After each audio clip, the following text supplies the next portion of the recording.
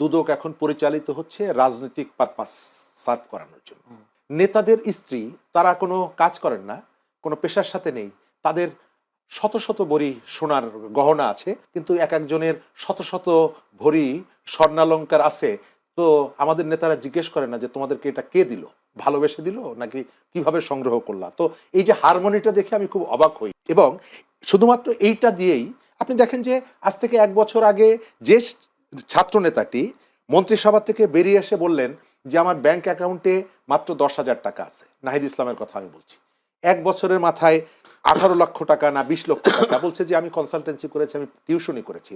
ঢাকা শহরে যারা টিউশনি করে কতটা কষ্ট করে তাদেরকে চলতে হয় আমরা এটা জানি। এখানে টিউশনি করে যদি মাসুদের মতো আপনি 1 কোটি টাকার মালিক হয়ে যান, তাহলে সবারই তো টিউশনি করারই কথা। এগুলো যে এক ধরনের পাবলিককে বোঝানো এবং এক ধরনের ধাপ্পাবাজি, এটা পরিষ্কার।